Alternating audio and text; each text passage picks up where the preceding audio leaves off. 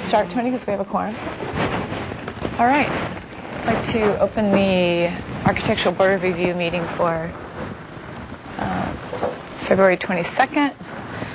And seeing as we have a quorum. And the first item of the agenda is public comment. Any member of the public may address the ABR on a matter not on today's agenda. Is there anybody out there that would like to do that? Seeing none, I'll close that public comments section and move on to approval of the minutes of the ABR meeting of Monday, February 7th. Can I have a motion to open those minutes? Okay, made by Chris, seconded by... Yeah, seconded by Gary. I had a few comments, but let's start with item number 1. Any comments?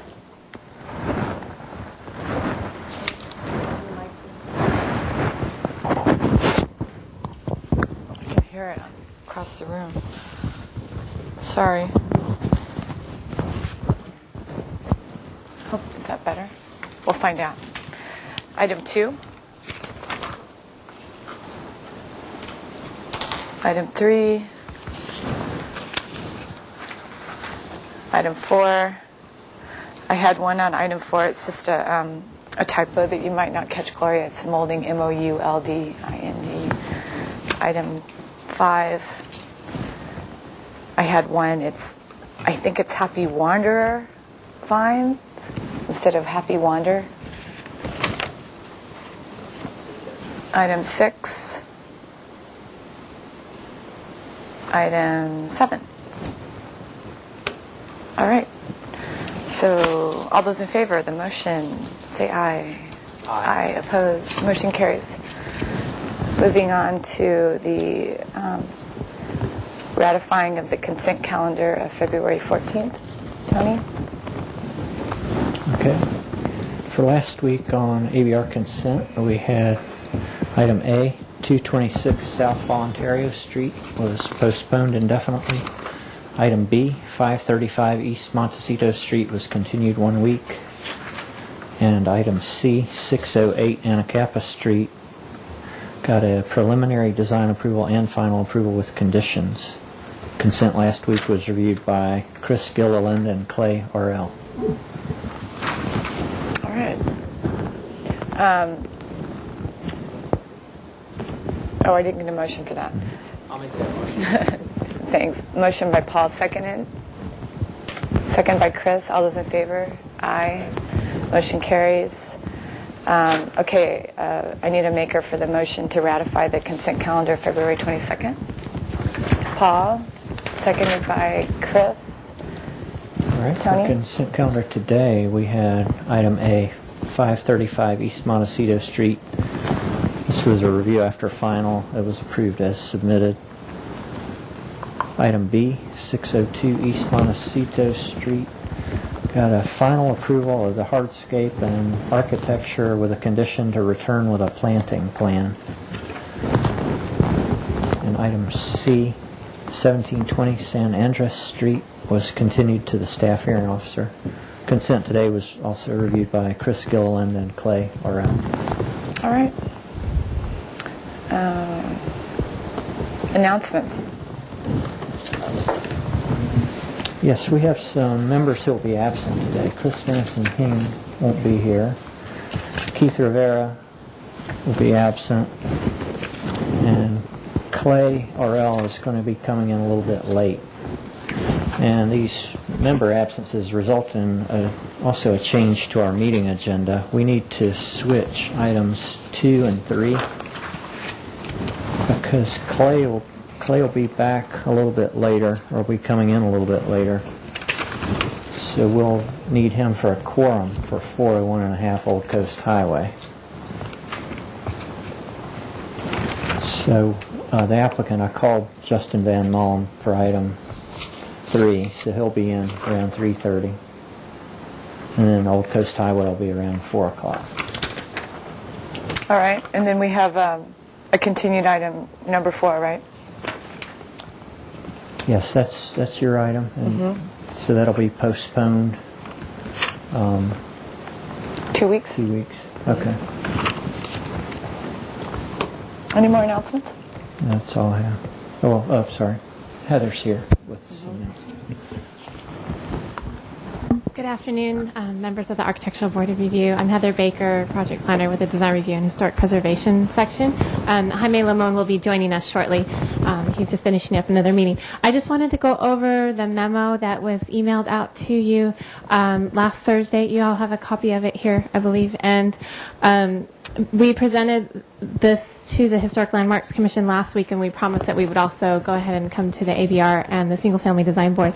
This has to do with the update to the rules and procedures for all 3 of the design review hearing bodies, which staff is currently wrapping up, incorporating comments that we've received from the 3 different design review hearing bodies. So, however, ahead of that, it came to staff's attention that there was a couple issues that needed to be addressed more on an immediate basis. And so with the cooperation of your board and the other groups, we would like to go ahead and implement a couple of items ahead of the rest of the package, if this is amenable to you. The first item has to do with abstentions, and the second is on reconsideration. And for the abstentions, originally, the issue came up on the Historic Landmarks Commission. There was a couple of new commissioners, and we were trying to figure out how to counsel them as to which projects to participate in. And so we wanted to be clear for all the hearing bodies what's the best way to do that. The goal really is just informed participation. So whether it's a new commissioner or a new board member, having not been part of the prior project reviews, or if you're a longstanding member that simply missed a day and there's a number of projects that were on for that day.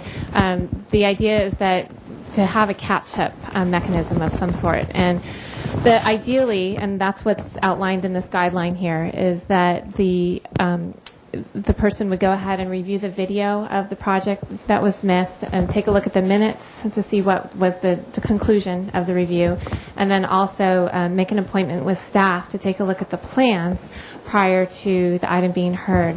And so often the minutes and the plans can be looked at just prior to the meeting start. And then the the video is available online, and the link is there for you. So for new board and commission members, that would be something to kind of get into a routine of when you're looking at the new agendas that come out, if you want to participate right off the bat with the items that are on that have already been reviewed before that are continued. The other option is to just go ahead and remain present, listen to the comments, listen to the presentation, and then that way you'll be up to the speed for the next hearing of that item if you don't have time to review that particular project ahead of the hearing. Now, there are some exceptions to this. The guideline lists one of them if it's a very minor project whereby there was very little discussion at the prior hearing. At the chair's discretion, they can help to let the other members know cases like that, when it's just fine to participate, that there wasn't a lot that was missed, for example. And then also, for example, there's a project on today that's been through a number of reviews already, and if board members have participated in most of those reviews, they don't necessarily need to go back and look at the video for that hearing. They can just look at the minutes and the plans. And I do want to mention that it's not staff's intention to police this. It's really up to the board members and the chair to use their discretion as to when it's most important to follow all 3 of these provisions. This is just the goal, is informed participation, and it'll be up to you to implement this, but we did want to give some advice as what's the preferred way to go about this. When it's most important to be really following it more than in other cases is really in the early review process at the concept level, because that's where we really want to make sure that the directions that's being set is consistent, because that's when some major decisions are being made. So in the first 3 or 4 levels of review, meetings for a project, that would be good to be very careful to make sure you're following the informed review procedures. Also, for very controversial projects, we would ask that you would please make an effort to review the video on those if possible. And then just some tips, that if you're going to miss a meeting, you might just kind of have it in your routine that if you do want to participate for all those items that you missed, you could set aside some time to watch the video for that hearing. If you don't have the time, then just plan on maybe keeping a file of that agenda that you've missed, and so then when the new agendas come out, you can see which projects you missed recently. And you can decide case by case if you want to go back and look at the videos for those for when they come up again. And again, the chair can help with this process. Okay, so for the second item, it's the reconsiderations. And this one is just very simple. We want it to be consistent with what other hearing bodies are doing throughout the city, and 48 hours for a reconsideration is the preferred time frame. If you decide after a hearing that you'd like to have the item reconsidered, we really need to know within 48 hours. And that's so that we can make sure that everyone who's interested in the item can be informed in a timely manner, and we can get it rescheduled quickly so that it can be reconsidered. So that's my presentation, and I'm open up here for discussion and questions. And again, Jaime Limon should be joining us shortly if there's something we can't sort out among us. Questions from the board? Carrie? As far as plan review, this hasn't been something that we've had to do in the past. Is the video and the minutes, is that not sufficient to participate? Is a plan review necessary, seeing how the plans are also available at the time of the old set of plans are usually available at the time of new review? Staff would definitely recommend taking a look at the plans, simply because during the hearing you're obviously trying to track the new discussion that's happening, and it's best if you can just flip it, especially if it's a large set of plans. It's important to have the time to really go through them and see how they relate to the previous set of minutes. So that, again, this is the ideal informed participation that we're discussing.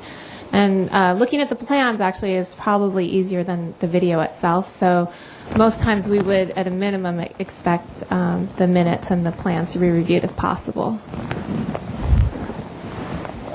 The other question is if a person has not reviewed the video or done the minutes, are they exempt, and therefore if there's only a few of us here, would the quorum not apply? Quorum always applies. They would. You can remain at the table and count as part of the quorum, and you would just be coming up to speed for the next review. We would recommend that you do stay in the room so that you can be prepared for the next review. If you're unable to vote, then you really don't have a quorum.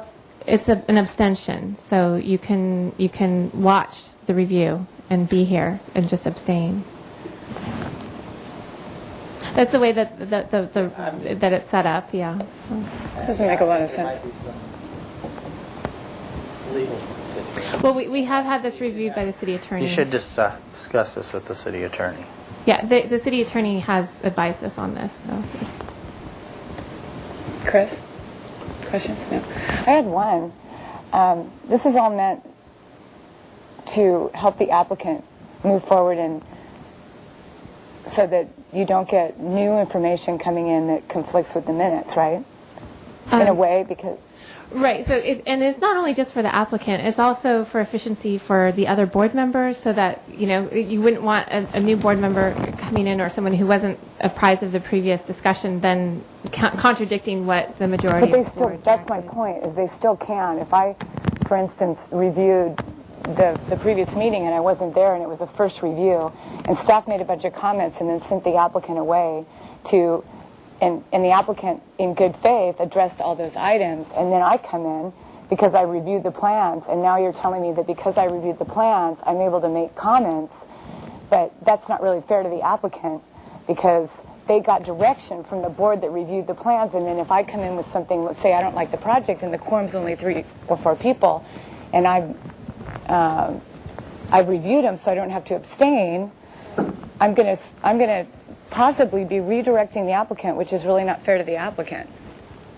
Yeah, Madam Chair, the idea is that with the review and reviewing the minutes, I mean, of course, it's the board members' discretion as to how they comment, but they should be taking into account what the majority of the board said and preface any comments that they have, see if there's support for changing any particular thing. But again, if there was an actual approval given, they shouldn't be contraindicating that. And it's just that they should be apprised of what the board member said the last time, and perhaps if it's something that they can let go of, they wouldn't bring it up since in the name of efficiency. So, I mean, it'll be at each board member's discretion and judgment, as it is now, how to enter into the discussion. But at least they would be aware of what the previous discussion is, and then have a better judgment possibility. See what I'm saying? Rather than just simply coming in and commenting. I still see there being issues where applicants are going to be having to be redirected when somebody is not there, and then they make a comment, because not everybody is going to be sensitive to the applicant having had direction from the previous meeting, and they're not going to care. Right, and of course that is going to remain an issue, but hopefully it wouldn't be an issue as much as if they weren't even aware of the previous discussion, is the idea. So. All right, okay, thanks, Heather. Any subcommittee reports? All right, then we're on to the first item on our agenda, which is a referral from the sign committee consent calendar. It's 3313B State Street. It's Harry's Cafe, and they're coming here with a sign that was not approvable by the sign committee, and I was on the board of the consent calendar that particular day. Hi, Ken. And the lights aren't on, so push that button right there. Yeah. And it's been brought to my attention that the owner, the applicant, wants to, basically is appealing to ABR for a larger sign. But before the applicant states his case, I was kind of asked to state for the record why the sign committee thought that the sign was too large. And the reason that we found that it was too large and that a larger sign wasn't supportable was one, and you can see the sign on the screen, especially in the photograph. You can see how much larger it is to all the other adjacent signs around it. They were asking for a relief from the maximum allowable 12-inch letters and a larger area for the sign, and we felt that because of the adjacency of the other two signs, it was inappropriate, and in addition to the fact that it looked too large for the space that it is intended to go into. So those are the main reasons. It's not that we've never approved an increase in the letter height anywhere. In fact, we did it down the street at the Whole Foods, and it was because Whole Foods was the dominant and the primary building. In fact, maybe one of two tenants in the entire shopping center, and Whole Foods was stepped way back from the street, and there wasn't anything else around it that competed sign-wise. So we have to review these on a case-by-case basis, and I just wanted to state that we did, in fact, in the past make exceptions, but in this case we just couldn't make the finding. But that was our stance, but they've requested to come to the board to make an argument to the ABR. So go ahead, state your name for the record. So our main concern, understand some of your comments, is that particularly in the evening, because there aren't any other, except for Chaucer's, there isn't another restaurant located in that center. And that more than likely Renault's and the golf club, Yeah, I want you to put your... their illumination may not be on at night.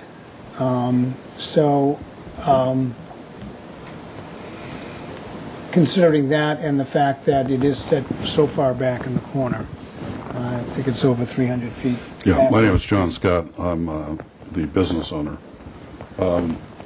Our problem there is that there are only two other businesses open at nighttime, Gelson's and Chaucer's. Gelson's has 4 signs, major signs. Our problem is square footage-wise, we have just under 8,000 square feet, 7,890 square feet, with a frontage that's about 15 feet. So it looks like a shoe store in the beginning, but it opens up. And at nighttime, there is no visibility whatsoever in the back. And like I said, we are 780 feet from State Street and over 850 feet from Las Positas. We sit back in a corner. The other businesses around us are totally closed at night. Their lights aren't on.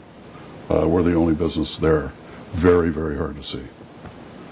A comment, I guess, was made at one of the meetings but everybody knows where Harry's is. I wish that was true, that everybody knew where Harry's was, but there are a lot of people, and that's a big corridor for hotels and motels in that area, that people want to know where the business is. And it's just really hidden back in that corner, and has been hidden.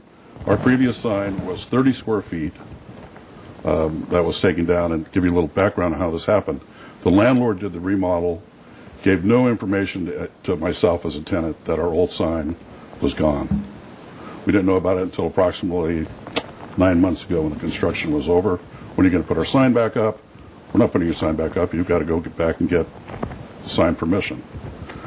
We had it was 30 square feet, 5 by 6, backlit, very bright, and on each side it had 24-inch lanterns that really lit that area up. So with this, the way the sign is designed, backlit the way it is, it's not going to be half as bright as it was.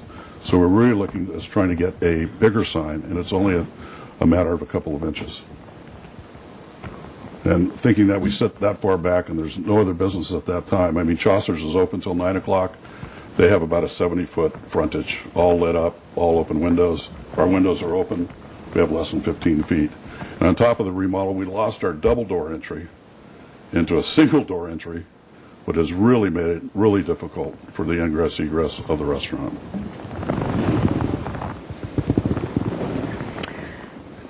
All right. Do you have anything else to add to the presentation? I don't think so. I think John really described it. Okay. Thanks. Okay, do we have anybody in the public that wants to speak on this item? Seeing none, I will bring it back to the board for questions. Questions? Do you happen to have a picture of the older sign? Can't find it anywhere.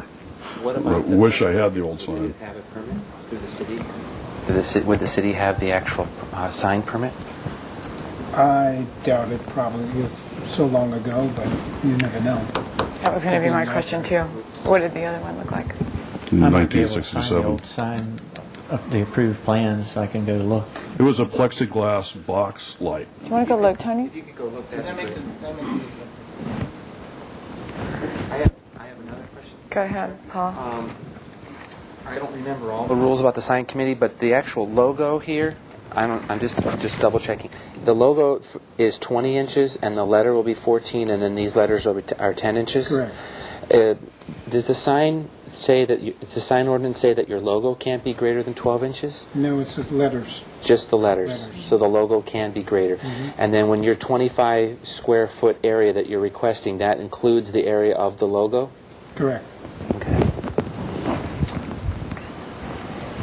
And then another question, if you don't mind. Do you have a version that shows the letters at 12 inches and then the logo itself would maybe be 16 or 17 inches so we could see what that would look like in this same setup that you have, kind of like this? Do you have it as an image? The only thing I do have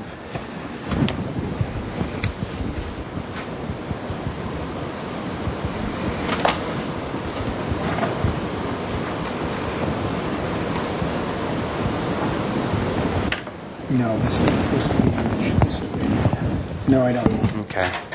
Because there was this version that was passed out, and I don't know what the history, but it shows just the Harry's Plaza Cafe with no logo on that.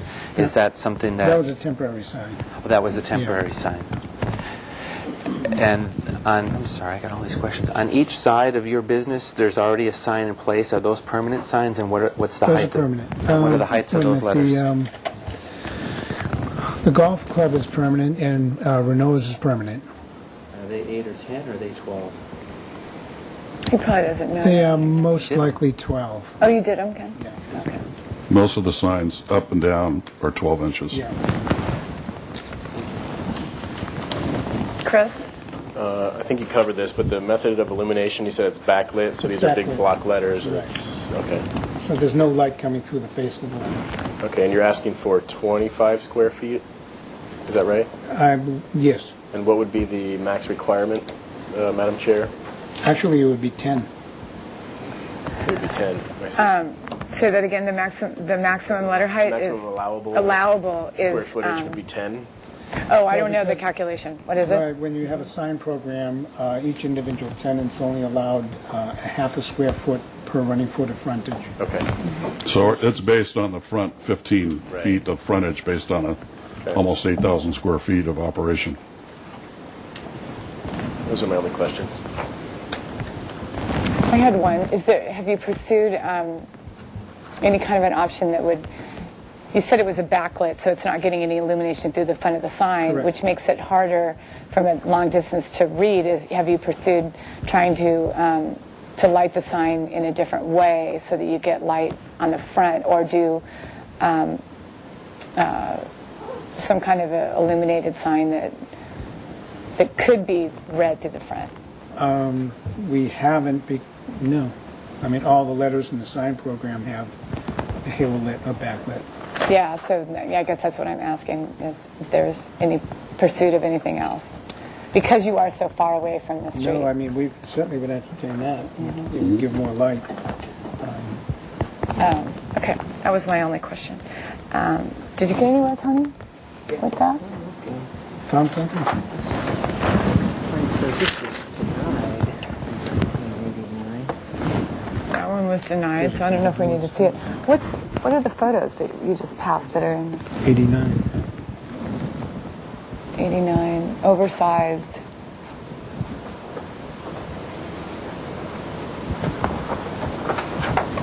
What? I think that's the opening sign that they had. Ours was, it had a white background. But that's the same type of sign. Probably the same box. Same box, probably, yeah, just different color. And those What are you are looking at, lanterns on Bob? each side. Those next door. That is the old sign, isn't it? That was, I would say that's probably the original one. Is this at the door? The door on the left. This Yep. is approved. That's, I think that you're right. I think that maybe the face had just changed and the box is the same. Do we know, Ken, what the sizes of those letters are? Here? Yeah, the Harry's. No. I mean, the drawing here says 12 inch, but Here we have an approval. this was Okay. never done.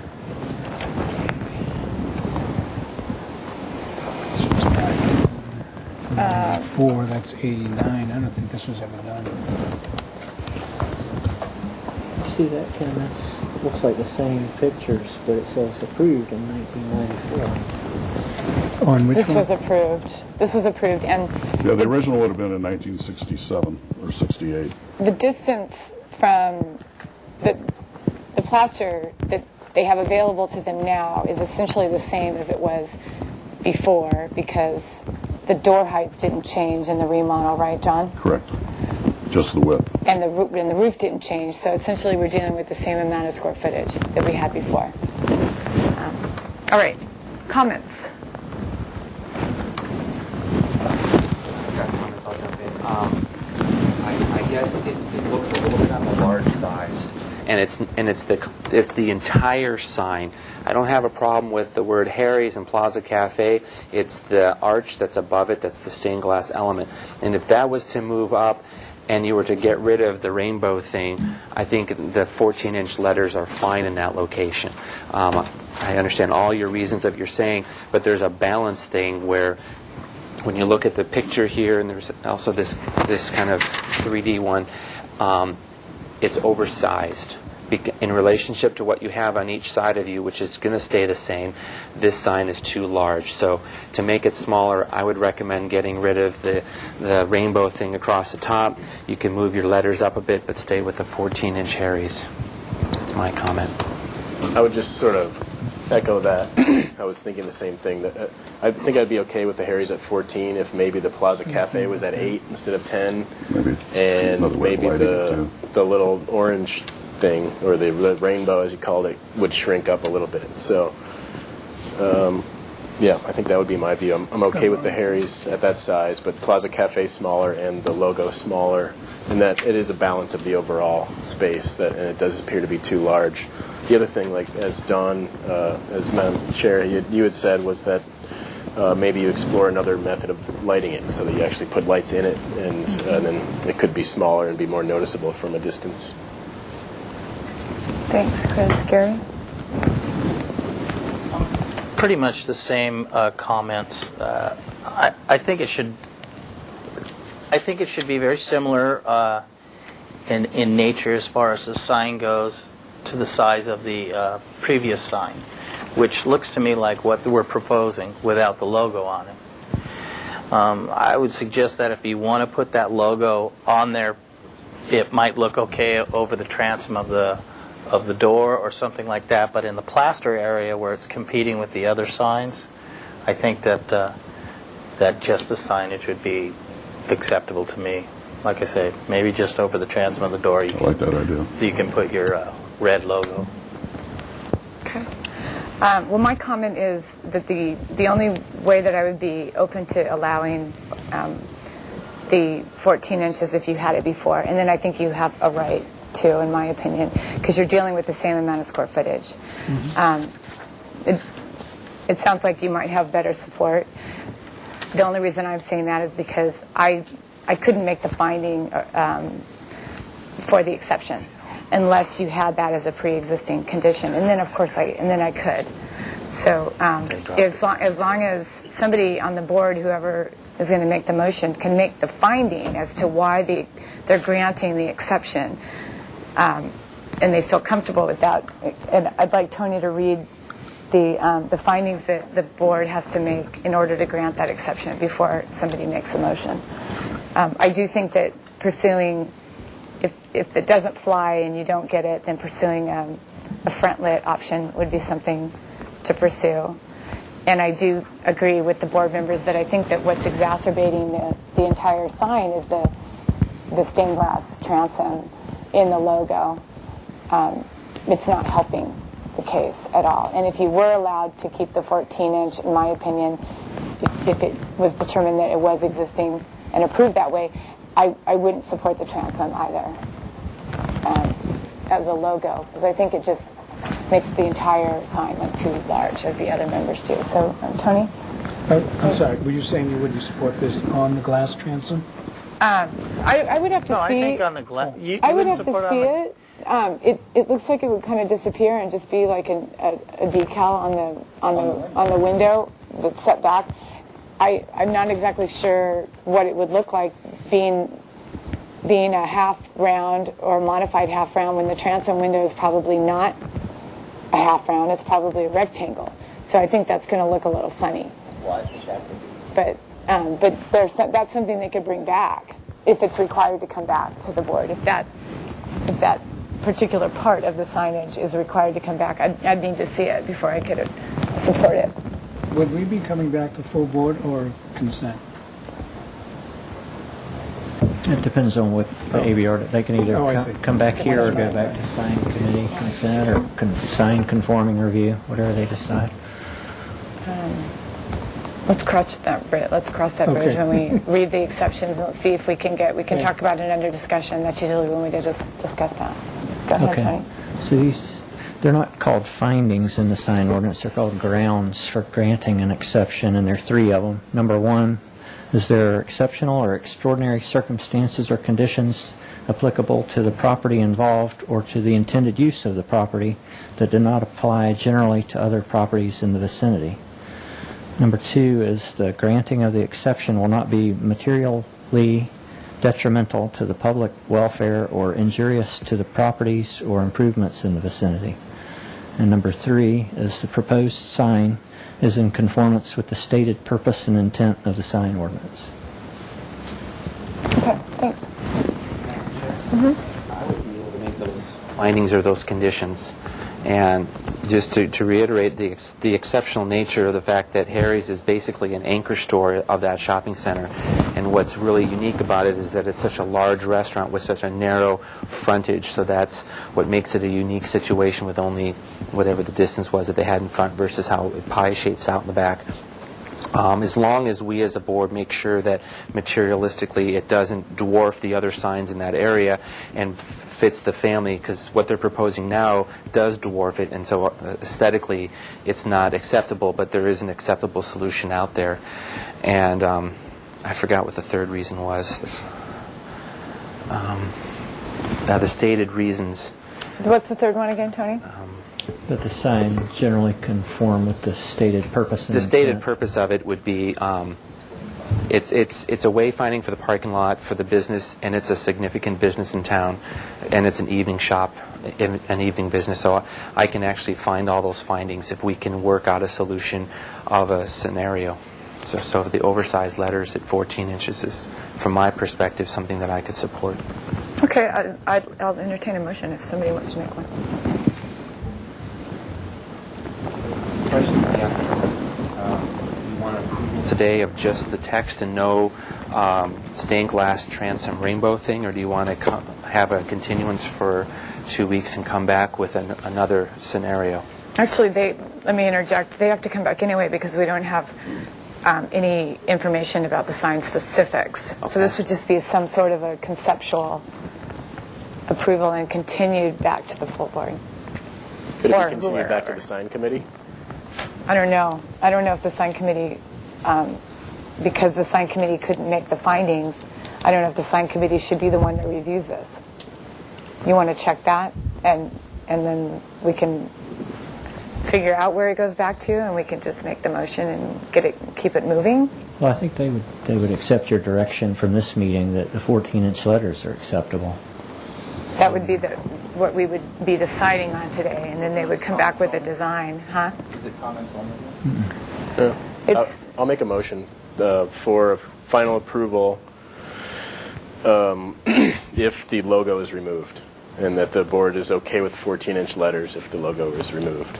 but we don't have the final drawings for the sign. It can't be a So- final approval. Right, so I guess it would be a project design approval? But we Or don't. just continued 2 weeks or I'm 1 week? sorry. Go ahead, Ken. Yeah. Really Typically, quick. you could give it a final, or not a final, but continue to conforming based on these comments for final approval. But we don't even have a design. Everybody's Because- saying that. I'll interject. First of all, we have a motion on the table. Let's get a second before we go into discussion. I'll second it. Okay. And under discussion, what we are making a motion is that the Harry's sign and the Plaza Cafe without the logo on the top is what we are giving positive comments for the sign, and have it returned to conforming to work out all the details. And the details would be mounting it in a certain placement in that plaster wall, as well as the information of how lit the lights are from the back and all that kind of stuff. The type of halo light fixture you have, lettering. And would they even need to come back for consent if they wanted to put that logo on the transom? That's up to staff to I decide. don't think that's I think true. It's not a sign. it is Well, a sign. It is a sign. It would need sign committee approval. And the reason that I don't think it can go to conforming is because conforming deals with issues that were already decided upon, and it's a verification of a design and a specification that was submitted for the sign committee. So we don't have the sign attachment details or how it's lit specifically. We don't have that information, so it can't really go to conforming because we don't have that yet. Well, Madam Chair, some new signs do go straight Oh, they to do? conforming. Okay, I'll let you decide that. And you would be the conforming reviewer for this application. Okay. Great. Okay. Okay, So so the actual motion is a continued 1 week to consent? it would be to conforming. To conforming? I guess. Okay. To Just review clarify. the transom logo and the method of attachment and the exact sign specifications. And the motion states, just to reiterate, that the maker of the motion is suggesting removal of the logo and is in support of the 14-inch high Harry's letters and the 10-inch high Plaza Cafe letters. Okay. And there was a suggestion about possibility of different type of lighting. Yeah. Would you entertain that? Under discussion, I hear what you're saying, and I would suggest not to, because all of the letters that are in that complex have a similar kind of lighting fixture style, and to stay with the family that's there, that's already in place. And I think if you did come back with a different lighting style, we'd probably ask to make the letters smaller. Yeah, we probably would. Got it. I only made that discussion because One thing that I could comment about the backlit halo letters is sometimes when the letters are too close together, they don't have enough punch, that having a little bit more space between the letters is actually an advantage in reading it at night. Good point. That is one of the problems at nighttime. It's very hard to see from the street. Well, you can, okay. So I'm not going to be able to vote in favor of it, but it looks like you have a vote anyway, and the only reason is because I can't myself make the findings, but without prejudice. So all those in favor? Opposed? Me. Paul. Motion carries 3-2-1. Thank you very much for your time and input.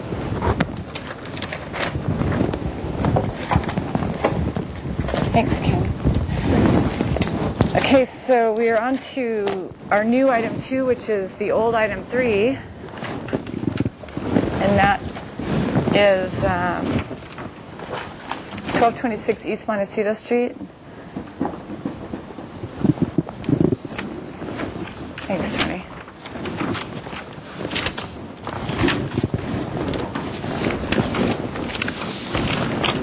Hi.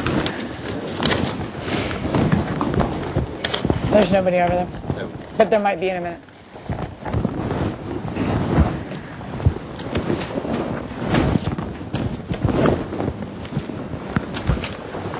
So while Justin's getting ready, I'll just read the comments from the last ABR meeting, which was conceptual review on 2/7.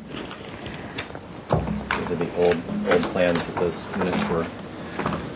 These are the old plans that we reviewed. Okay, so it was overall the board supports the site plan and mass, bulk, and scale. Study shifting the new unit to create more separation and distinction from the two masses on either side.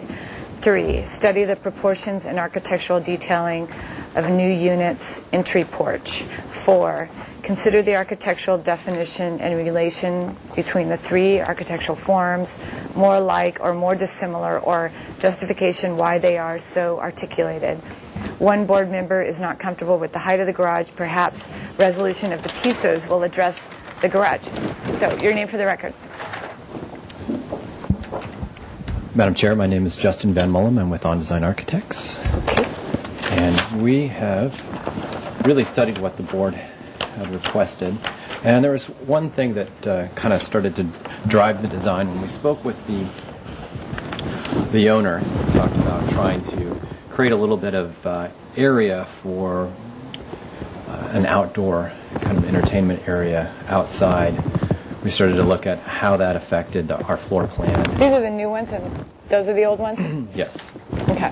And what we decided to do is carve out a piece of land in this area here so we could have an area. It's about approximately 12 feet by 16 or 15 feet that we can entertain in. And we're going to steal a little bit of area right back here too, because there's about 9 feet. So maybe we put a barbecue back in this area.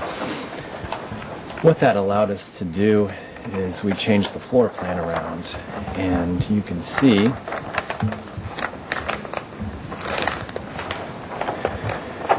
we've got this outdoor dining area, and then we've changed our entry porch over to the side here. The entry now is in keeping with the detailing that is on the front building. We have combined the style. Before we had 3 different styles, and the board felt that it needed to be studied. It was competing with each other. We agreed and lost the metal building despite trying to incorporate it the best we could, and went with kind of a straight, more of an addition approach, respecting the existing architectural style of the building up front with some of the pop-out elements that you see and the second story, and then this pop-out element that's existing, we have also kind of on the back area as well. We have plate heights of 8 feet on the bottom and 7 feet on the top portion in this area here. So we feel like we've come up with a more of a unified approach to the architectural style. We've added another bedroom, but that was one of the reasons is because we lost the ability to have our bedrooms downstairs, but we do feel it was necessary to create a more of a usable outdoor area. And let's see. Our maximum height is 30 feet, but we're well below that at 24 feet. The other thing that I wanted to go over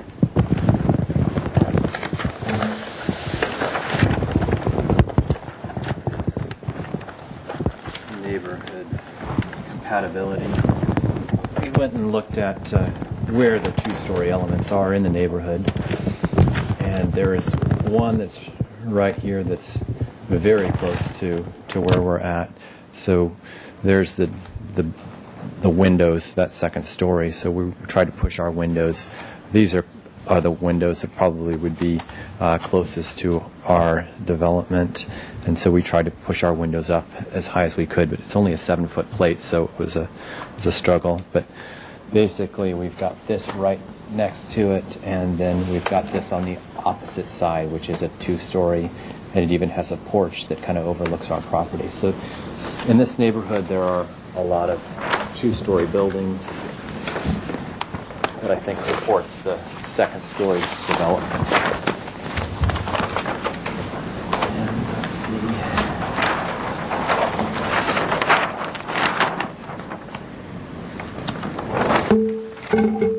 There's that picture.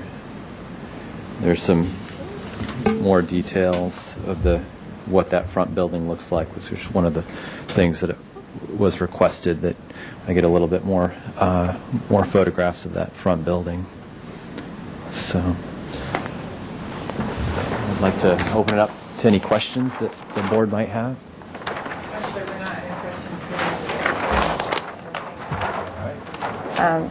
We're in public comment. Is there anybody in the public that wants to speak on this item? Okay, now we're in questions. Questions? Anybody? I had one. Where was the old... These are the new first and second floors. Where's the previous submittal second floor? There was no previous second There story. was right here, though. There was right here. Isn't there? There was that right back there. He was clear strokes. No, that was over this, but wasn't there a second story to this? No, there was not. Oh yeah, you're right. There wasn't here. So you didn't have any problem with the number of bedrooms. You always had the ability to add a bedroom. Yes, we did. Okay. What we decided, we were trying to keep to a certain budget, so we tried to do everything on a first-story basis. But when I went back and spoke with the owner, he felt comfortable creating a second story to carve out that area, this outdoor dining area. Actually, I have a question, Madam Chair. Go ahead, Paul. Tony, question for staff. How will the noticing happen? Can we take action today? Because originally the addition was like in the 800 square foot range, and now the Unit C is like 1,300 square feet. So is there a problem with the noticing, or can we take action? I'm sorry, 1,537 square footage.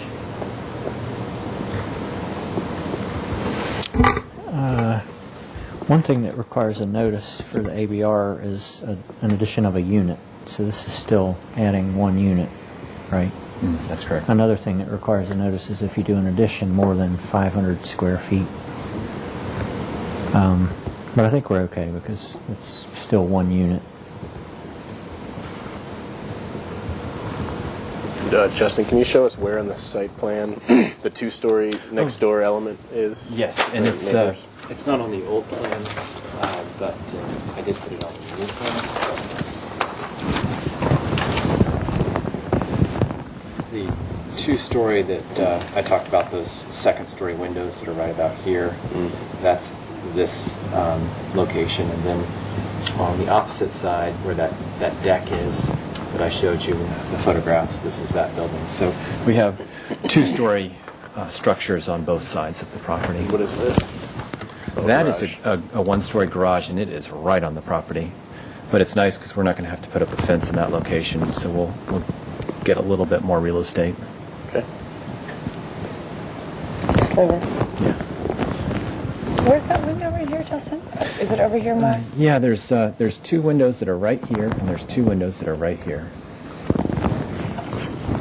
I can, this. It's real easy to see on this photograph because there's the existing garage that we're going to tear down, and there's the parking space that we're going to create. Okay, so I was looking for the window above. I was looking. So these windows right It here. would be that window that would be most effective. That's these correct. Windows. So that is over here.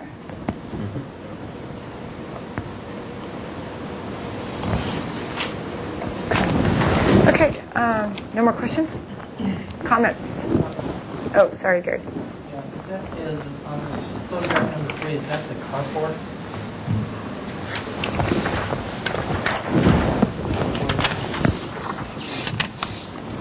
Photograph number 4 shows the. Is that structure right there? This structure is to be demolished. That's the existing garage to be Yes. demolished? And then that's the garage that's on the neighbor's property. The one that they don't have to Okay. fence around. Okay. And so, yeah, a little farther down is that the carport, which is that one. right here. Okay, thanks. All right. Comments? Anybody? I'll jump in. I think this is tremendously better than the previous solution, and I actually like the second story, living spaces on the second floor. And because of the solar ordinance, you had to be a 7-foot plate, but it is what it is, and I didn't write those rules, and I think it's a great project. All right. Thanks, Paul. I agree with Paul. I think it's much better. It's much more unified, and I like that you've actually allowed that extra space for the outdoor activity area. I think that's going to be a big help because it was lacking on the site previously.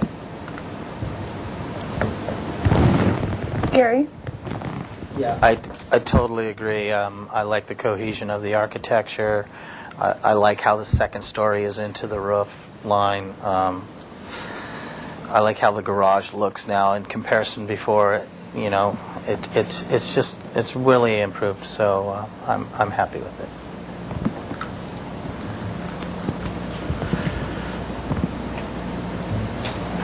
All right, I agree. I think it's a lot better than before, and I don't have any additional comments. So I guess that means that we can give this project design approval, Tony, or is it still in environmental review? It says second review comments only. It says environmental. Do we? Was it just the stormwater management issue?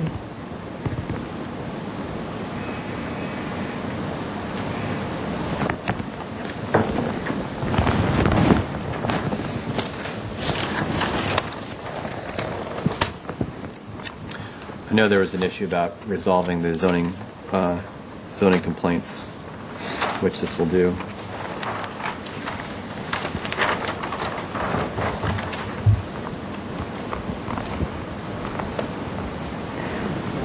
All right. Well, wait a second while Tony's looking up for that.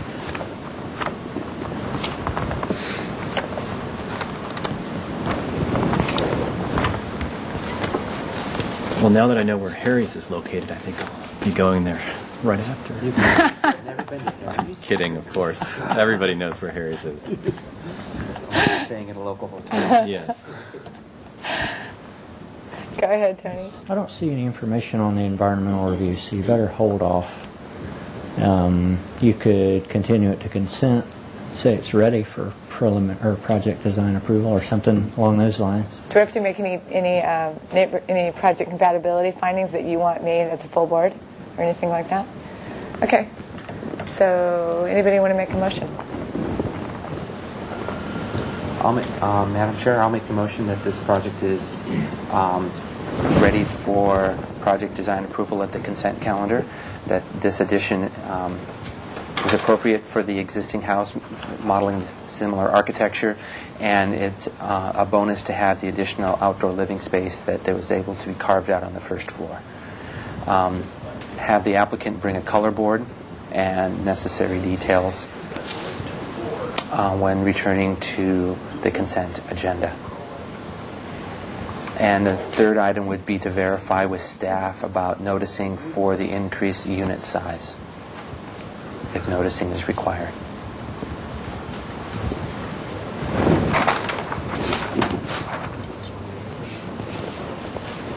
Oh yeah, do we have landscaping, Justin? No. We don't do preliminary, and we can't because it needs environmental assessment. So Tony said hold off. So we can't do anything. All we can say is it's ready for design approval. It's ready for design approval, indefinite continuance back to consent. And then the landscaping can be reviewed at the consent level? Well, let's have someone second, and then we'll have that discussion.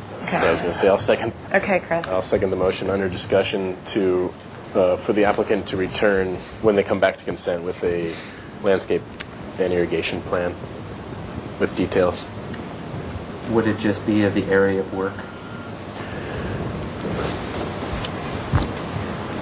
Where are those front yard pictures?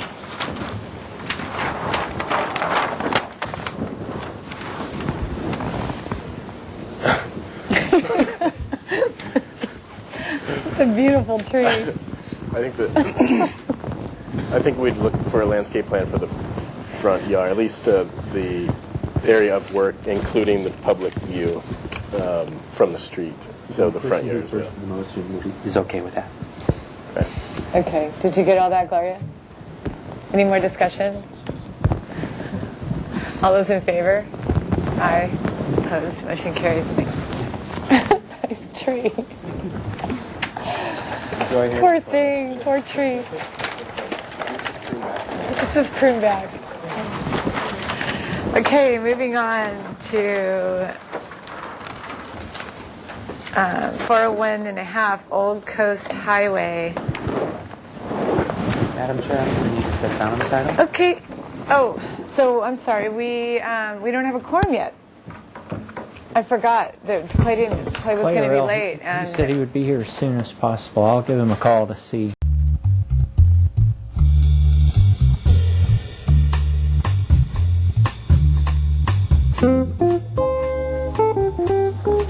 We're ready.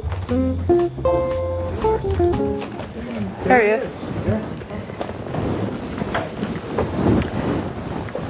We have minutes from the last meeting, Tony.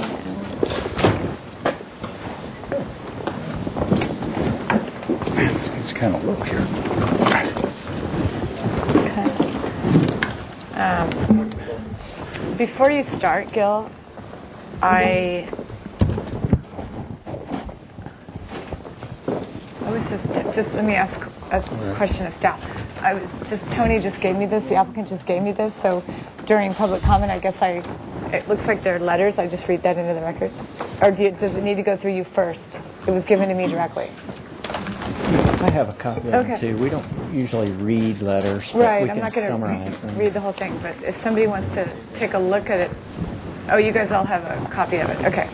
Okay, go ahead. Your name. Okay, thank you. Gil Garcia, project architect. Everett Woody, also architect on the project. Mr. Fisher, Tony Fisher, the attorney, is here.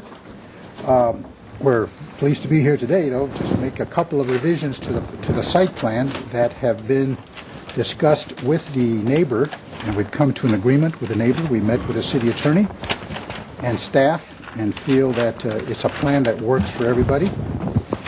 And I feel that it does improve. The site plan is an improvement over the previous site plan. and that we were able to locate the carport structure, as you see on page A-2.0. We were able to locate the carport structure as a trellis structure further into the property and doesn't stick out into the towards the property line before. As you recall, it used to come off of here and almost stick out that far. Now we've moved it back, and it's more of a trellis detached structure, heavy timber. And we've also relocated the trash enclosure, took them out of the setback, which was needed another modification, so we weren't allowed to put them in the setback.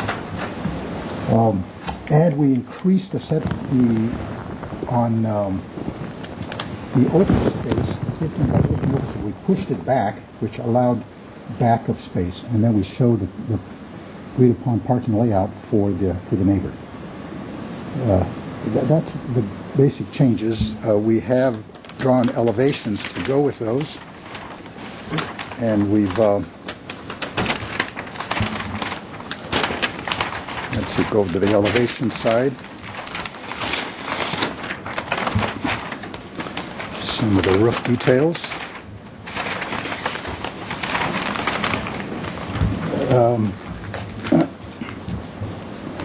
Better depiction will be on the next page, Gil.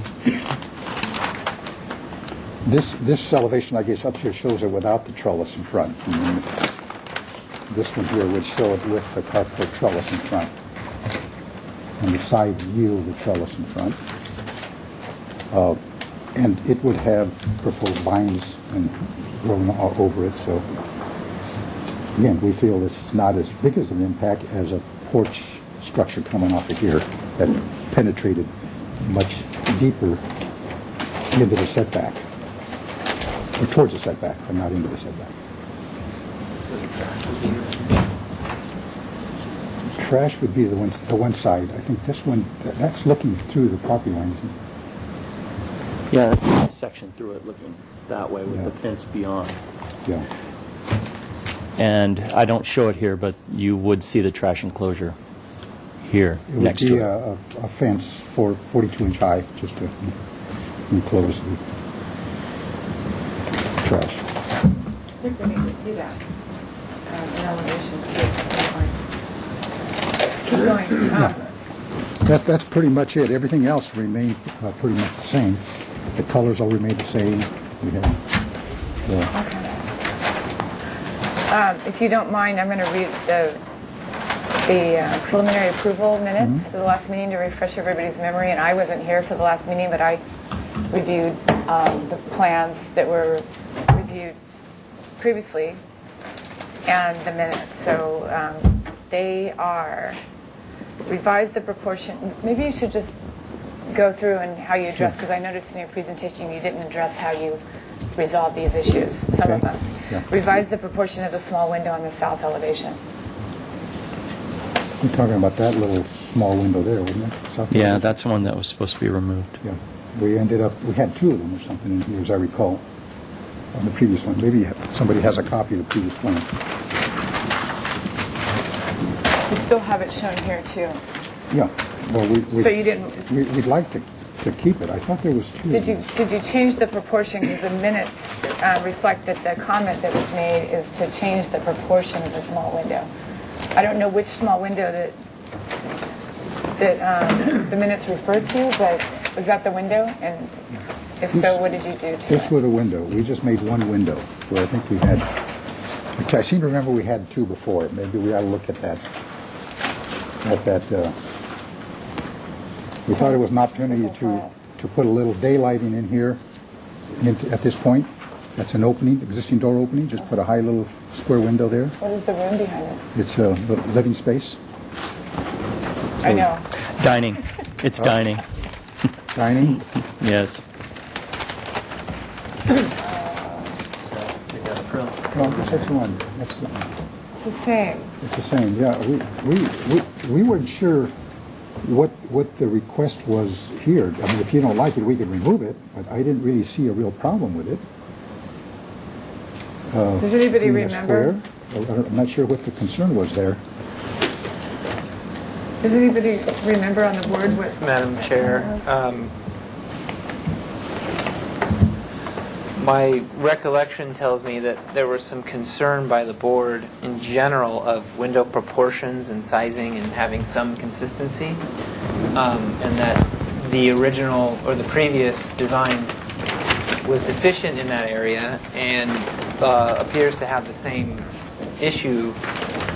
There's no change from the previous design to this design in terms of window sizes and proportions. So I think the discussion was around, if you're going to clean up the building, let's clean it up and let's put some appropriate sized windows and have some consistency in that. I believe that's where that comment was from. Well, I think if you look at the comment, it was really talking about one small window. It just doesn't say which one, Bill. That's what we're trying to... And this is the window here that we didn't really understand what the concern was. The comment just made about the overall window proportion. We had responded to that by saying that these are all existing windows, and we showed the existing steel windows that exist now, and the only concern was this little small window. Okay, let's just move on then. And if there's any problem with it, we could remove it, but I really don't see a problem with it. Well, let's move on. Okay. I think we'll comment on that Okay. in comments. And then the second item was minimize the projection of any roof vents. Where are your roof vents? We took the roof vents out.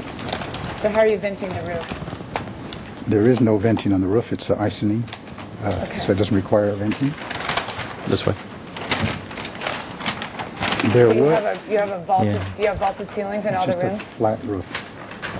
It's an existing flat roof that always existed before. This is the one in front. The one we're talking about is behind this one. So how are you venting this roof? This roof has its own ventilation. We're not doing anything to this roof. It has its vents on each side at the ends. That's existing. Okay. We're not touching that roof. Here they are, here and there. So we're really All right. just dealing with this roof, and we took out all the roof ventilations that were Okay. quite I had few. stovepipe vents up there before, and you guys didn't like them, so we Okay, took those I out. understand. Reduce the number and size of skylights. Okay, I don't think that we, let me see. Go to the floor plan. They show up on the floor plan. Here they are there. In the old plans, I think there were 4 on the old plans. Yeah, and I have to say that we did not take them out like we said we were going to take them out. We were going to take these two out. I'm sorry, this one out and this one out. We were going to have these two out. Is that Right, yeah. So I think we just need to mark these off. It didn't come off. Matter of fact, I think they were marked on the plan to take off and just didn't get off. Marked on what plan? No, so I think we had marked it, the chair at that time just said, marked them off and then didn't get off. So I think these two were coming off. Okay, so that one wasn't addressed yet. Extend the brick path at the southern edge.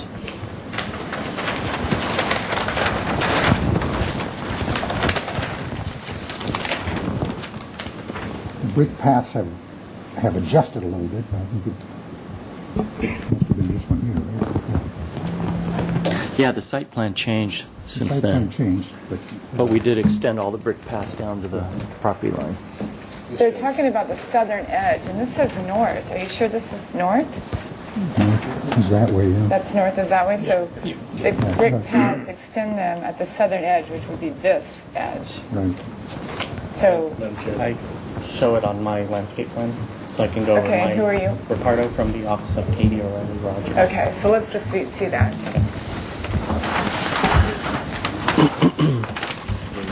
So the extension of the walkway this was the one you were speaking of before. It stopped right there, and so Oh, we okay. extended. So now they all kind of align with each other.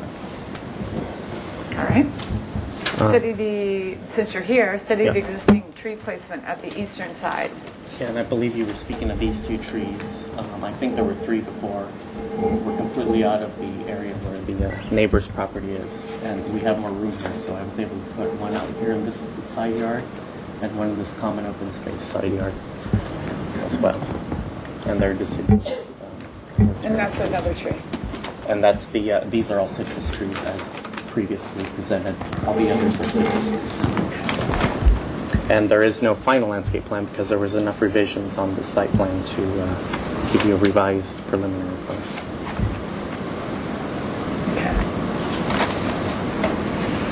Provide a full landscape plan, which is okay. We have some public comment. We have Silvio. He's the only one that I have, Silvio Guadagnini. Guadagnini. Sorry.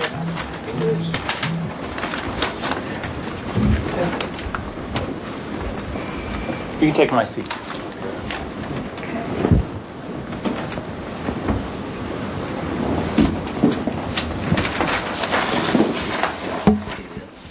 Madam Chair, members of the ABR, my name is Silvio Guadagnini. I live at 407 Old Coast Highway. Is that it? I can't. Yes, correct. Basically, I've got questions, then some comments. I'd like to know what kind of trees these are now, because we had brought that up before. We were curious to know what kind of trees we're dealing with on the property line. Those are going to be... Yeah, they're all citrus trees, all Okay. these, and they're all called out, each and every one of them. Okay. And these two are the Culverterra trees. Okay. And those are all called out. And I think the last time you requested, I put the linear barrier note as well. Okay.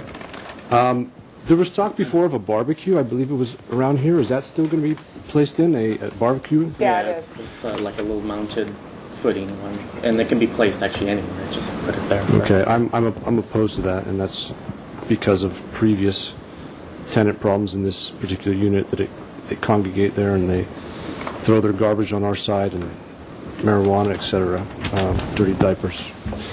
I don't think that this back wall here is solid. There's a lot of holes in it, and I know it's been brought up before, and I'm bringing it up again. I think it's a safety issue, but it seems that City Council ruled that they don't need to have the setback. Fine, but I think there should be something done to that to make it solid, because cars hit our fence over here and they move it in, and it's only a matter of time before they go through that. So if there's going to be a bedroom here, I think that's a bit of a worry.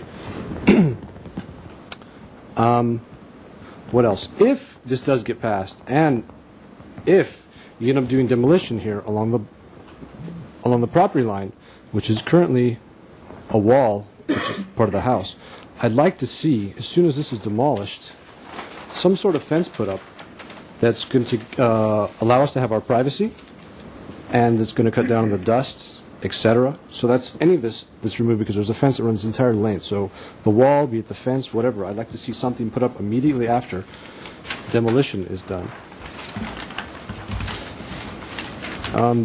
The other thing is, I might be out of line in asking this, but I'd like this to go back to City Council, because I don't think the ABR can do anything about this, but we have had issues before with tenants in those units. There's been a methamphetamine bust. There was a stabbing on the property. Operation Gator took place, and I think most of us know about it. I don't know, there were 17 government police agencies, I think, involved. And I'd like to see the owner sign something, be responsible for the tenants that he has in there. So if it's out of the ABR's view and you're going to pass it and let it get built, I'd like to see the City Council or someone hold him accountable for who he rents to, and to make sure that he screens his applicants properly. They gave him his 99-year lease on HUD, and I think he'd have to sign something that states he's going to rent to proper people, and not so I don't have to deal with the same stuff we've been dealing with for years and years and years. So that's all I have to say. Thanks, Silvio. Thank you. Is there anybody else in the audience that wants to speak on this item? Okay, I have a few pieces of paper that were given to me at the beginning of the meeting. One is a letter from William Pritchett, and Madam Chair, these is that a are letter?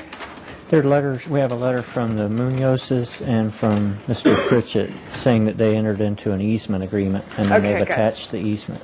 Thank you for summarizing that for me, Tony. So that's what we're looking at right here. That's good. Yes. Okay, no other public comment. Questions from the board? Anybody? Madam Chair. Clay. Madam Chair. Question for staff. I see that the applicants and the neighbors have created a co-easement situation. In the parking layout that's been provided, been reviewed, approved by transportation? Is that... Madam Chair, Board Member Arl, Yes, we met, city staff, the city attorney, transportation and planning staff met with both property owners and their attorneys and agreed with the parking configuration that's shown on these plans. I believe it's shown correctly. Was an improvement over an existing non-conforming situation, and through the city's belief that this parking issue was really a civil matter, if they could work it out among themselves, which it appears they have. I haven't read the easement language that was just signed, but I did get a copy of it. But if they could work it out among themselves, that we would find it acceptable. And also, that was the major issue of the appeal that was filed on the ABR preliminary approval for this project. And so that appeal is still on record.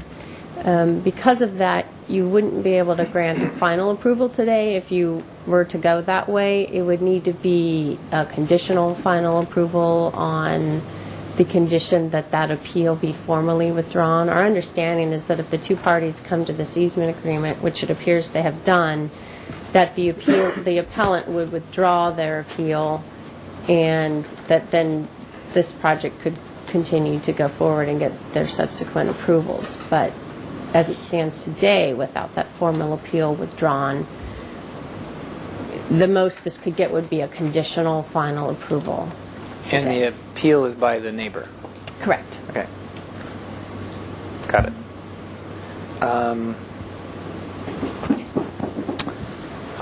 That's the only questions I have at the moment.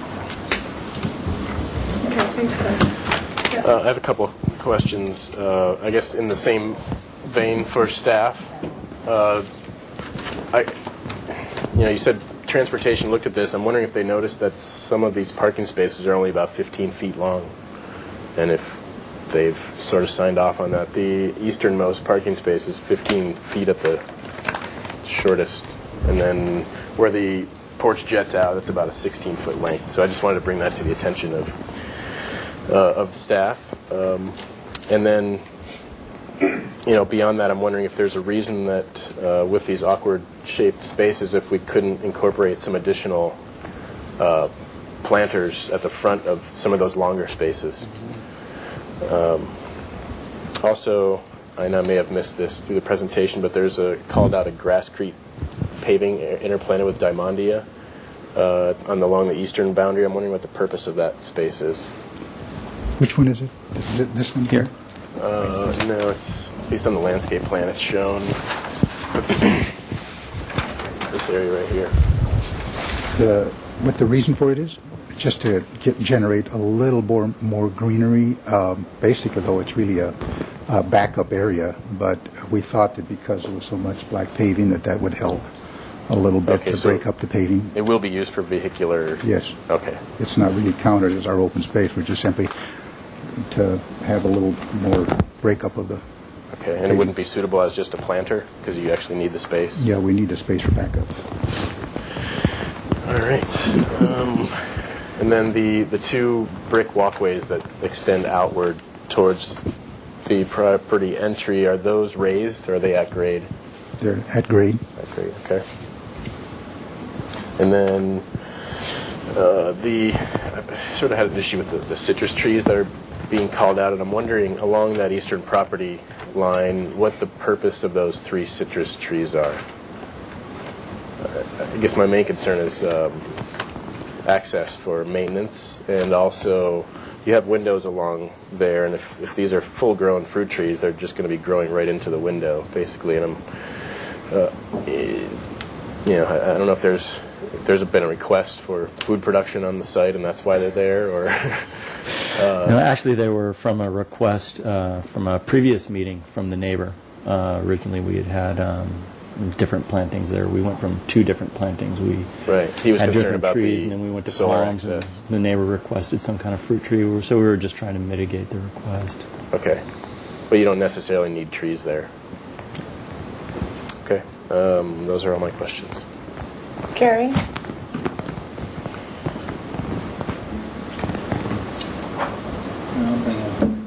questions. Was transportation seamless? Yes. They were at our meeting, yes. Okay, so they've approved this parking layout. And I had a question about the carport structure architecturally, and that was relative to the exterior, in particular the south elevation of, where is that, Gil? The south elevation of the proposed, I mean of the... Well, he's drawn it here. There's the... Yeah, but... He's got the, what He's got you'll that. see. The trash enclosure. He's got the trash enclosure, even though you don't show it. Is this a new trellis? No, that's existing. It's all existing? Yes. And so the only new... I've seen this so many times, I can't remember what's new and what's existing. But is there anything new other than the carport that you're adding right now? The fence. The fencing's new. I mean, as far as the architecture concerned, just fences. Just fences. That's it. We added a porch. Let's look at the. That's new. Let's look at the elevation of, not the landscape plan elevation, but the elevation, your architectural elevation of that trellis one more time.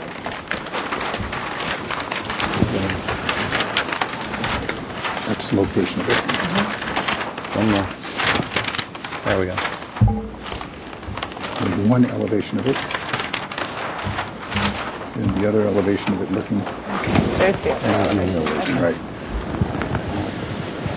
Now it's all heavy timber because it's so close to the property line. Okay. Question. Okay. I don't have any more questions. Comments? Clay, you want to make yours first? Do you have anything?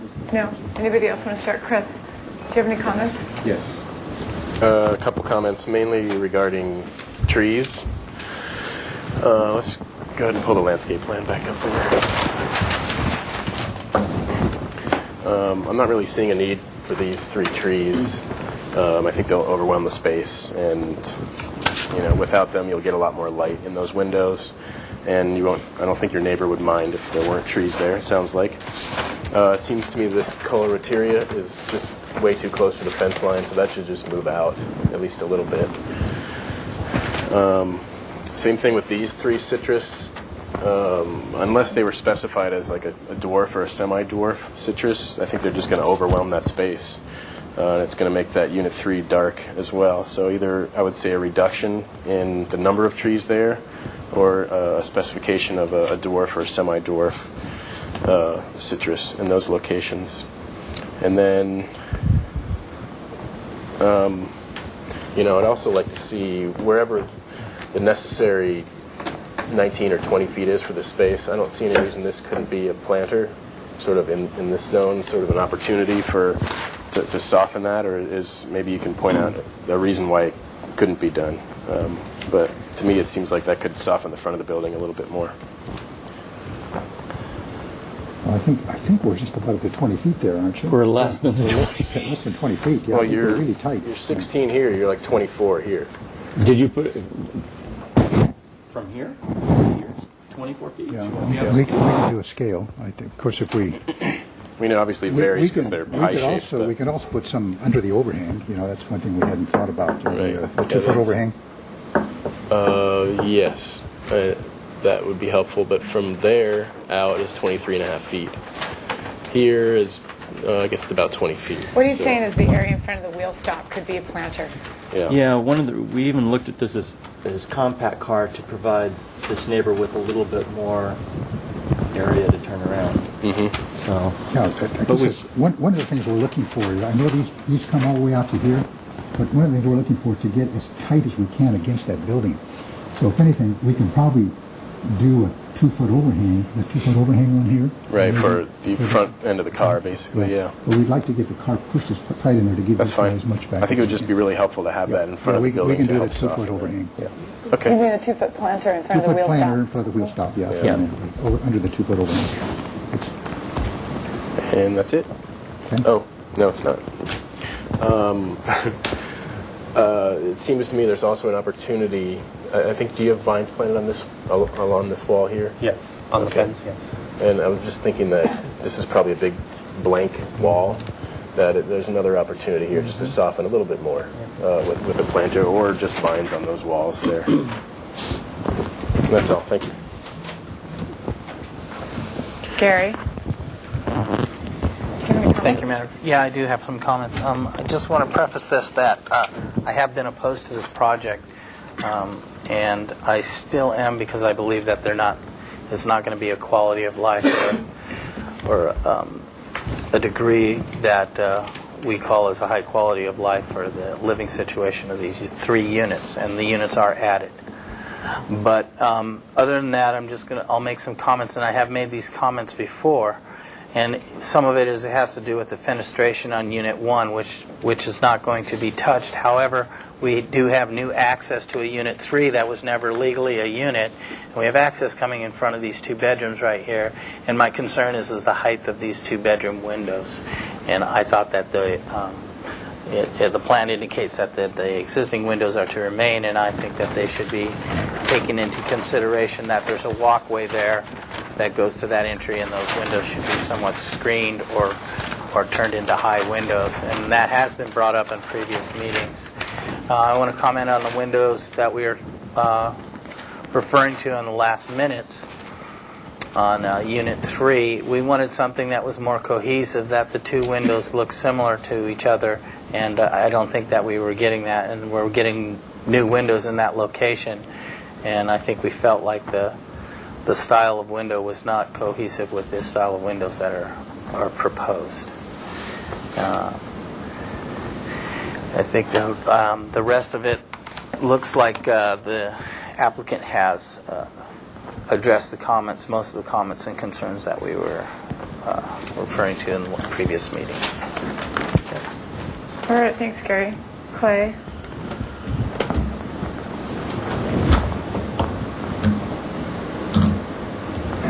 Madam Chair, thank you. A couple things in elevation. You're showing a window here. It's not showing in plan. I think I'm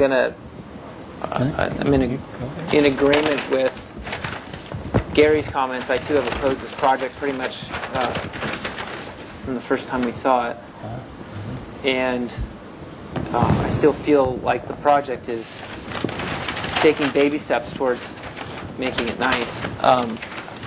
But given that we're probably going to be here 15 more times before anything really changes, I'll just comment on the things that we can.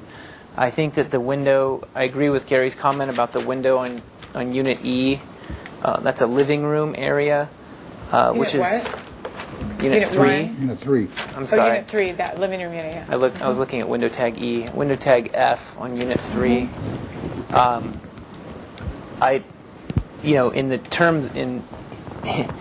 In the spirit of creating a nice livable room, it would seem appropriate to have a bigger sized window, at least matching window type E, if not larger, to allow adequate light and ventilation into that space. I don't even know that it's actually meeting the code at this point. Similarly, the back bedroom in that unit has a window that looks directly out onto the window in bedroom number 3 of Unit 2. I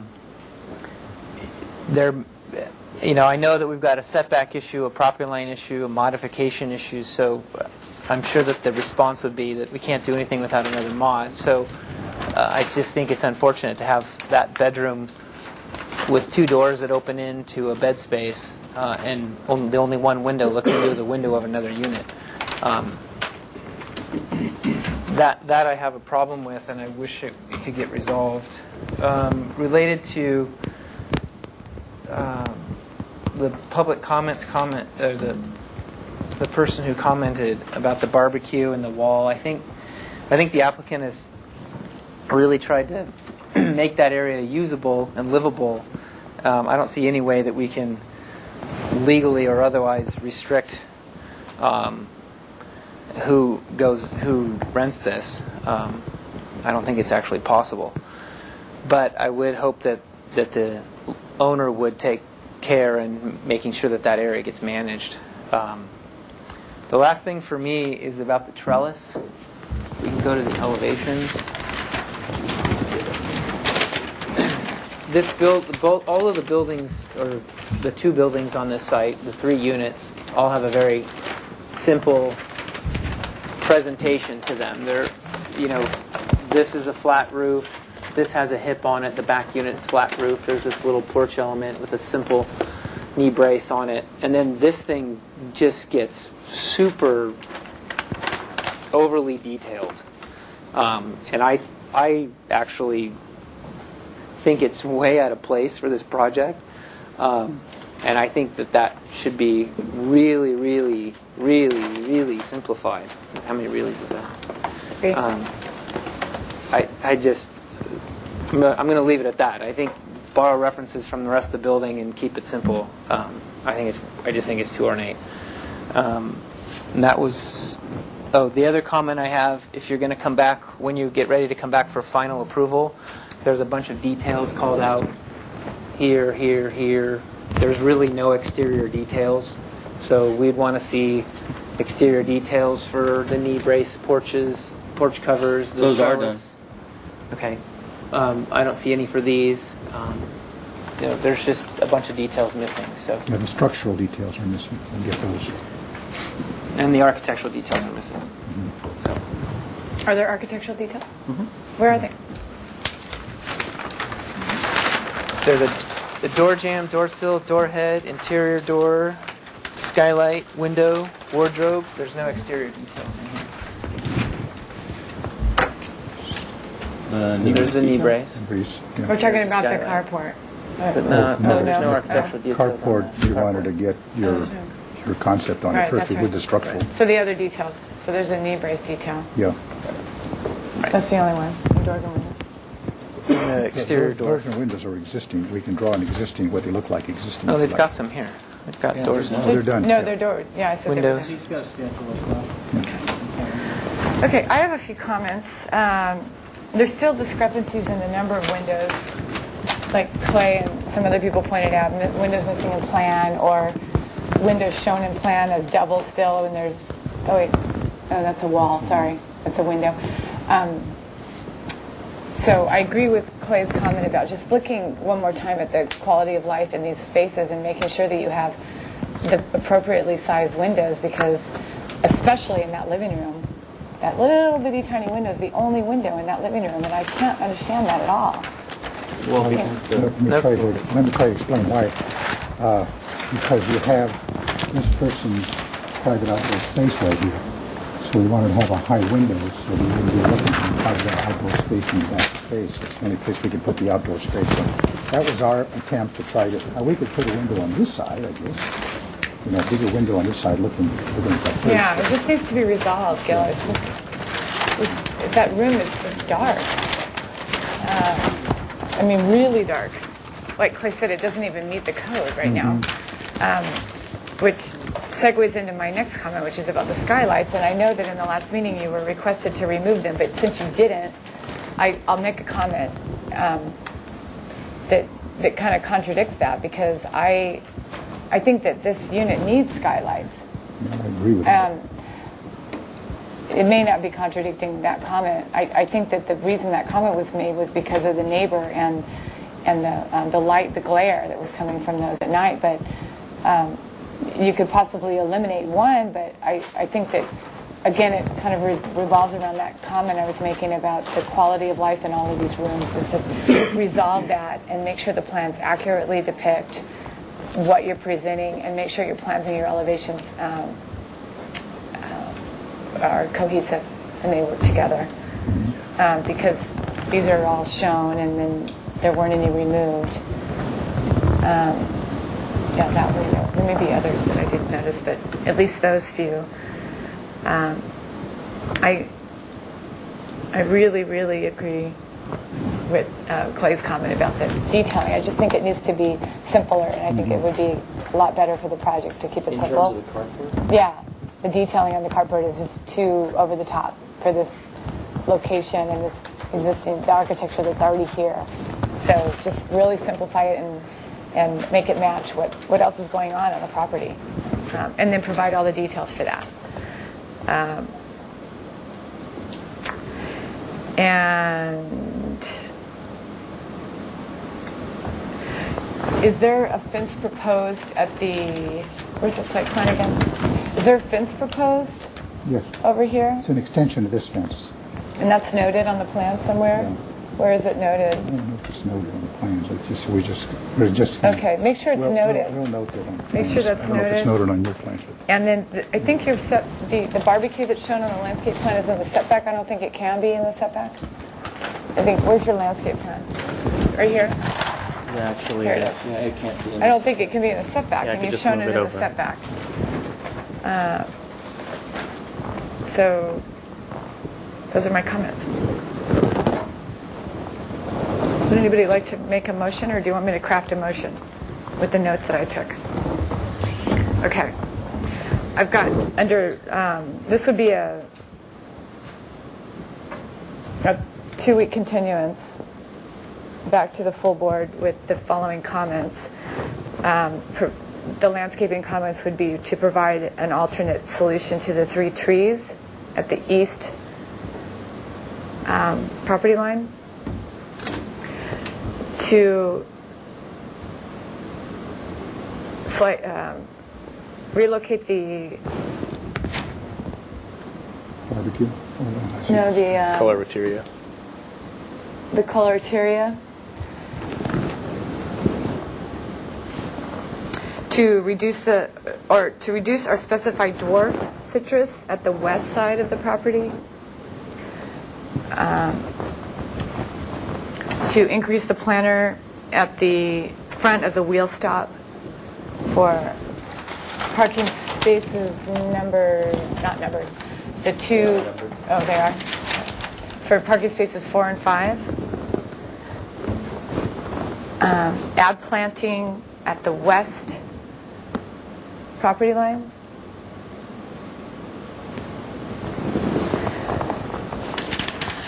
Regarding the architectural detailing, there's still some concern about the sizes of several of the proposed windows, and the applicant is to return with a solution that provides adequate light and ventilation to all of the rooms wherever possible, because sometimes you're up against property lines and things, you can't do that. Particularly at the living room to unit 1. 3? Unit 3. Sorry.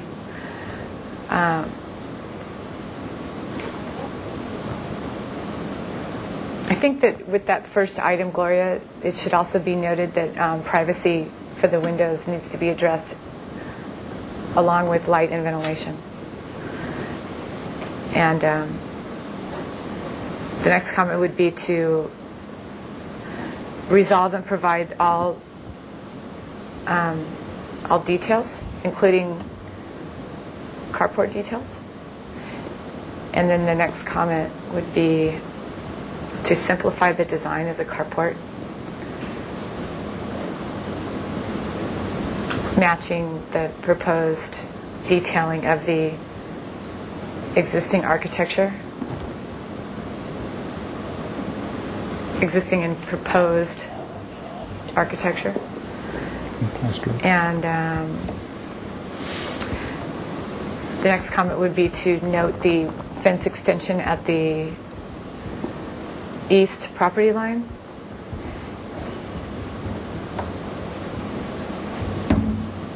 And the last and final comment is to relocate the barbecue outside the required interior yard setback. Does anybody want to make that motion? I'll make that motion. Chris, do we have a seconder? I'll second the motion under discussion. Just to add under the window notes that the privacy concerns are for the bedrooms in Unit 1. Did you get that, Gloria?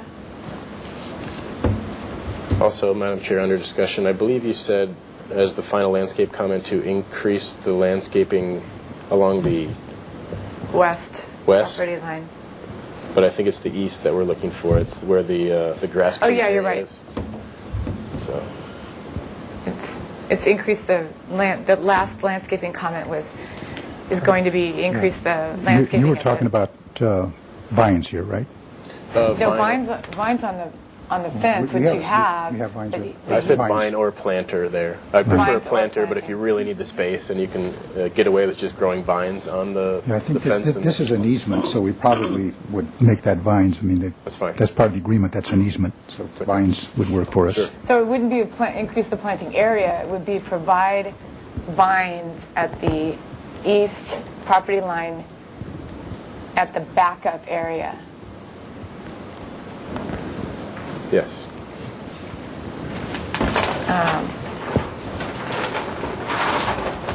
Along with, this doesn't have to go in the minutes, but that comment about the windows also relates to skylights. How you can get light and ventilation in, and where are those located, and which ones are you going to keep? Okay, I would like to keep all four of them, to tell you the truth. If you can support all four, I'd like to keep all four, or we can reduce all four to smaller than what they are. I know. don't know the reason for the I think it had to do comment. with, I think it had to do with potential light pollution.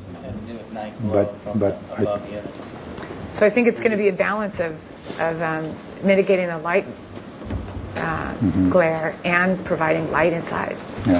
Light pollution implies that there might be, light booming out of here. There's not going to be lights in here. They're going to be probably bounce lights from That's what at we- night. It's not going to really be light pollution. I didn't see that as a real concern, but if you say it's a concern, we can drop one or reduce the size.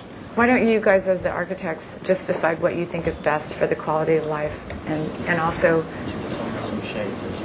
you can put some shades in it too. Shades, okay. Okay. Any more discussion items?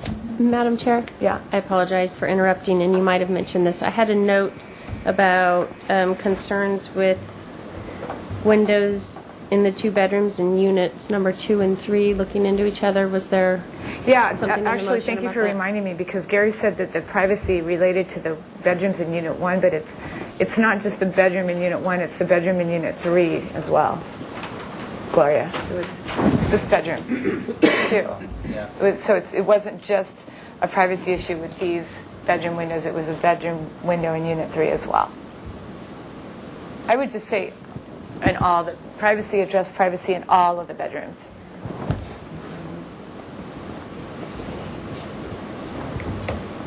Is that it, Renee? Is that it? Yes. Okay, any more discussion? All those in favor? Aye. Opposed? One abstention by Clay. Motion carries. Thanks. Thank you.